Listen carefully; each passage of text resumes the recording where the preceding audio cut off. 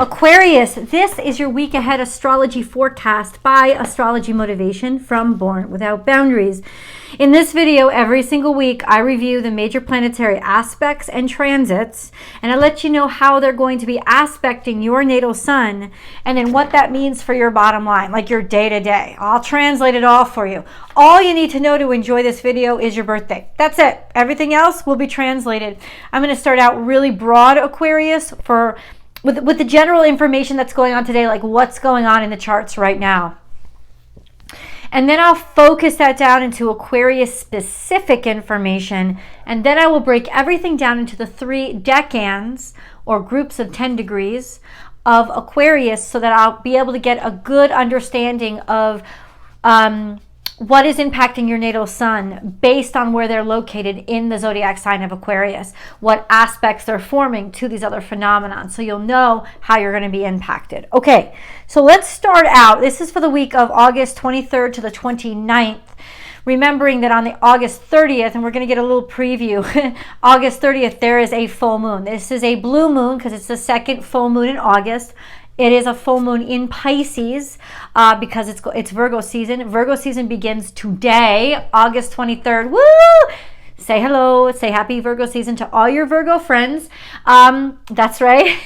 Yay, Virgos. The sun moves into Virgo on August 23rd. And when the sun moves into Virgo, the energy of the sun becomes less about showing off and shining and the world seeing you, whereas the spotlight now goes on how you do things and your process, your procedure.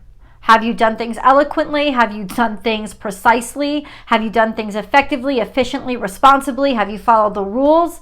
That's where the glow up comes when we're in Virgo. We also go deep into healing energy, whereas we start to take a look at our nutrients and have we nurtured ourselves and what do we need to nurture? Where do we need to nurture more? We also have Mercury going into retrograde at the same time, and simultaneously there is the sun that's going to be in opposition to Saturn around the same time too, the 22nd, 23rd. So there's a lot that happens to slow us down on the 23rd of August. Definitely the sun in Virgo is a slower moving, more pedantic energy. Mercury retrograde certainly slows us down. I'm sure you've been feeling it already because of the shadow period, but now it's official. And we'll talk about how that will impact you guys.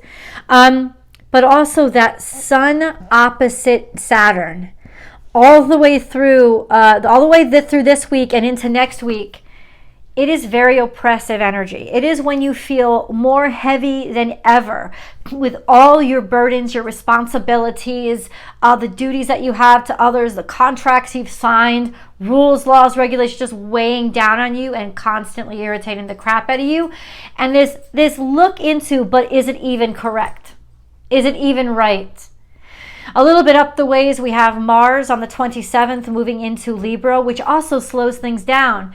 Mars is going to be one of the few planets that is not in retrograde or in its shadow period, but it still slows down going into Libra. It is in detriment in Libra. It's at its most vulnerable because Mars in Libra moves between both sides. It deliberates between taking action before it takes action. So this could be actually good, especially with the deceptive energy that Mars is under because it's in opposition to Neptune. And it can very much want to, in opposition to Neptune, overreact, to overcompensate for things, a feeling of being inadequate because basically it's aiming at shadows or it's taking action on things that aren't really as real or as important as they seem. Mercury retrograde will also be in opposition to Neptune, which means that our brains are fogged. There's clouding here. There may be intentional deception. So with all that interaction with Neptune, this is a time when we all will be vulnerable to believing bullshit. And there's a lot of energy there focused on the bullshit that has happened. Now, some of that may be revealed, and that could help us all, but it will be very tense, tight energy this week. Just an FYI. So Let's talk about a little bit on the full moon. I know that goes a day beyond what we're predicting out for, but there is a full moon on the 30th. It's going to happen around between like 6 and 9 p.m., depending on which coast you're on, more toward 9:30 p.m. New York, 6:30 p.m. LA. Out in Alaska, it's more like 5:30 p.m., but it's going to be full on in the midnight hours, you know. Maybe not in Alaska, you may not be able to see it. There's still a lot of sunshine, but everywhere else in the continental U.S., you will be able to see this beautiful super moon. It's a beautiful super moon. It's technically a blue moon. I don't know if it's going to look blue, but it's going to be huge because the moon is close. So enjoy that, because there's a lot of stuff that's going on. Remember, the moon is in opposition to the sun during a full moon, which means this full moon is conjunct to Saturn. And moon conjunct Saturn can bring up a lot of shit when it comes to family situations and your unaccepted emotions, or emotions that you have tried to pretend don't exist. It's not, the moon really conflicts very horribly with Saturn. It's very contrast, because remember, the moon is in detriment in Capricorn and Saturn is in detriment in Cancer. So when the moon and Cancer get together, this is just, it's real dissonant energy, but it's a super moon. So there's a lot of emotions or stuff that has been hidden, or illusions that are really grating on us and making us feel oppressed. And maybe in some ways this is like an explosive release that's going to happen on this full moon. So just an FYI, because this really does impact you guys. Your Aquarius, Saturn is your traditional ruler. Let's talk a little bit about Aquarius specific energy. We're going to start with actual Aquarius, like what's happening in the zodiac sign of Aquarius. Well, we're going to have really nothing except the moon that's in Aquarius between the 28th and the 30th. And on the 30th, it leaves Aquarius and it conjuncts Saturn in the first 3 or 4 degrees of Pisces. And that is when the moon is going to be full. Once it reaches 7 degrees Pisces, it's going to be in direct opposition to the sun in Virgo at 7 degrees. That's toward the PM hours of the 30th, but through the early day, it will still be in Aquarius. When the moon conjuncts the sun, it actually gives you a wonderful sense of self and personal understanding. And it's a great time to manifest and welcome new things into your life. We'll talk about when that will hit each of you when we get into the decans. What is Saturn doing? Well, Saturn is your traditional ruler, and Uranus is your modern ruler. We'll start with Saturn. Saturn is in opposition to the sun, conjunct this full moon that's coming up, super full moon. It's also semi-square to Chiron.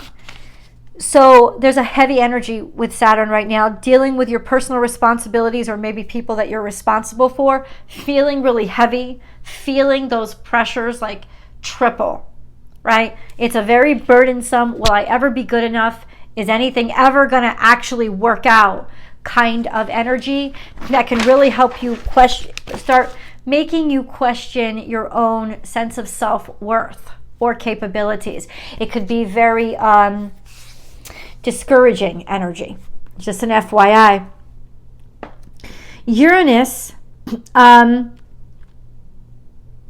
goes retrograde on the last day of this week. So what I told you about slowing down, holy crap. And if you feel all of a sudden like you're taking a big old thud, it's because you are. Like everything has slowed down and gone very internal. Uranus will go retrograde on the 29th of this week at 23 degrees Taurus. All week long it is trying to Pluto, but it is also trying to Mercury retrograde, which means Mercury and Uranus go retrograde within 6 days of each other. This has everything to do with the high mind and the low mind, with digging in and internal discovery, or reviewing things, or information not being as quick or coming through as quickly as we wanted it to. This could create a collapse of sorts, a real stagnation in information distribution. Just an FYI. Let's go into the decans. So we have decan 1. If you know that your natal sun is between 0 and 9 degrees Aquarius, It's in the first decan or first group of 10 degrees of Aquarius. And so you guys are Aquarius 1.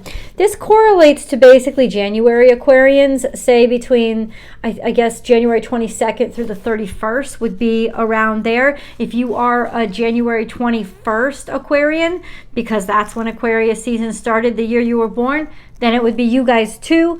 If I refer to a cusper, a Capricorn cusper, that would be people born on the 21st, 22nd, 23rd. So if you are Aquarius 1, your natal suns are going to conjunct the moon on the 28th. Now, this is a very beautiful energy that is going to enable you to really know yourself and what to ask for and what to welcome into your life. So it's a beautiful day to manifest.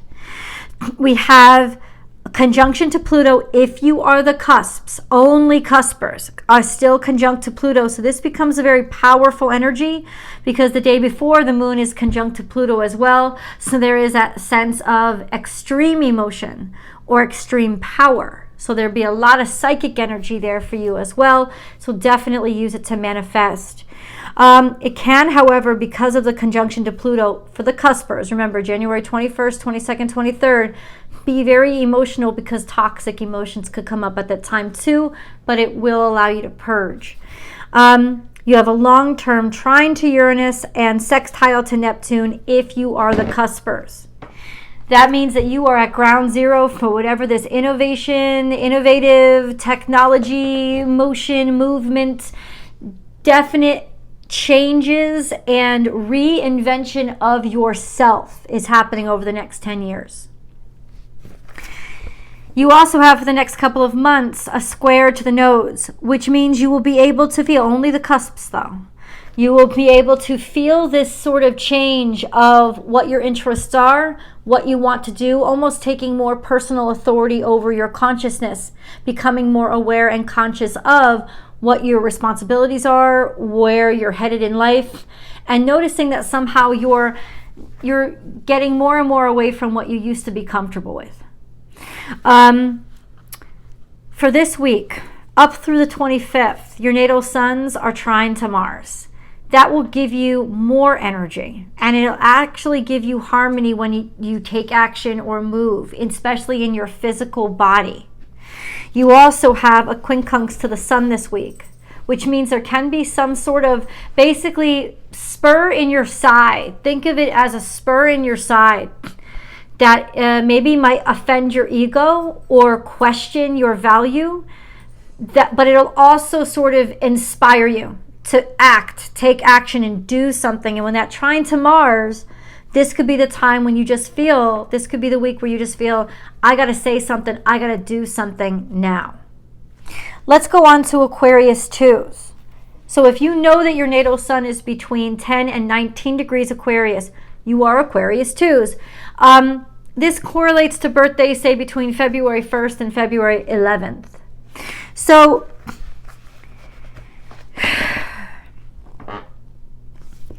your natal suns are sextile to Chiron, and we've talked about this before. This is definitely finding like a chance to make up for trauma in the past, to put it to use, to make it work for you and help it work for others. So that becomes an overarching theme of your life for a couple of years. This will be most prominent now in Aquarians between the birth dates of like the 9th, 10th, and 11th. It'll be most impactful for you guys, especially over this next year. You also have this week, and for the next couple of weeks, a square to Jupiter, which when your sun squares Jupiter, you have this overwhelming sense of optimism and I want to grow.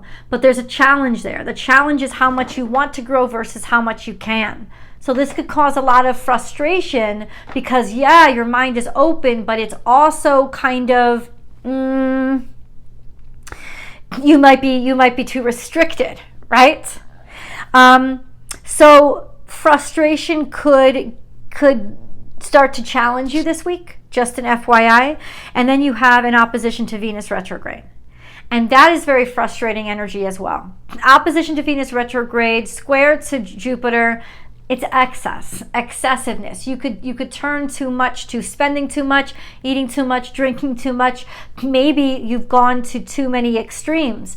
There is a sense of sort of larger than life energy now, and that could actually start causing complications for you. So the answer there would be to slow things down and become more conservative with how you spend and what you indulge in. Because if not, they might start to trip you up, and that might start to catch up with you, especially as we enter retrograde season and stuff tends to come back up. Let's go on to Aquarius 3s. So your natal suns are between 20 and 29 degrees Aquarius. This correlates to birthdays, I would say, between February 12th and February 19th, 20th, because I know Pisces season starts a little bit earlier. So ultimately, it would be between, say, the 19th and 20th. So between, say, the 12th and the 19th, 20th would be you guys, Aquarius 3s. Your natal suns are sextile to the North Node and trine the South Node. You're finding opportunities in places that you used to find uncomfortable, and you're finding more personal authority over yourself, becoming consciously aware of your own independence and unique sense of individuality, but you would be getting support from or through your partnership. You also have a square to Uranus, which is conflicting because you're ruled by Uranus. It just means that you really want to assert your uniqueness. Challenges to decision making, especially as Uranus goes into retrograde, but also challenges to your independence. A sense of your own uniqueness, starting to challenge maybe different aspects or relationships in your life too. We have, and that's long term, but since Uranus is so active now and starts to go into retrograde, this could bring some shit up for you. Just letting you know. We have also a quincunx to Mars this week, which is a spur in the side. It's almost like a niggle, a nag, an ache that kind of pushes you to, like, from the inside out, to do something, to take action, but it has to do with Mars and your ability to take action or what to take action on. Or it could even be because maybe you overreacted to something, could be much more capable of overreacting this week. So just an FYI, let it teach you what you need to pay attention to, but don't let it convince you to overreact or be pushed into directions you're not ready for. There's also an opposition to the sun, but only if you're at the cusps. So that would be the Pisces cusps. That would be, say, the 19th, 20th. This is,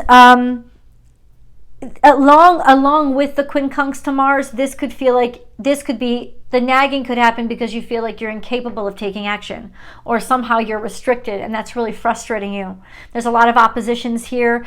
The sun opposite the current sun is draining energy. It's questioning your value, your self-worth, maybe feeling like you have to prove yourself. This could get you into a lot of trouble this week. So compassion for the self and allowing yourself to meditate and be calm and take care of who you are this week is very, very helpful for keeping you away from overreacting or making poor choices. Just an FYI. You let me know, Aquarius, in the comments below. How is this energy impacting you? And then come along and subscribe to the channel, because I hope you enjoy these readings every single week as I enjoy connecting with you. Remember, there's a tarot card message for you over on Born Without Boundaries Tarot, and I hope you guys will come over and enjoy that as well. Aquarians, I will talk to you next week. Bye.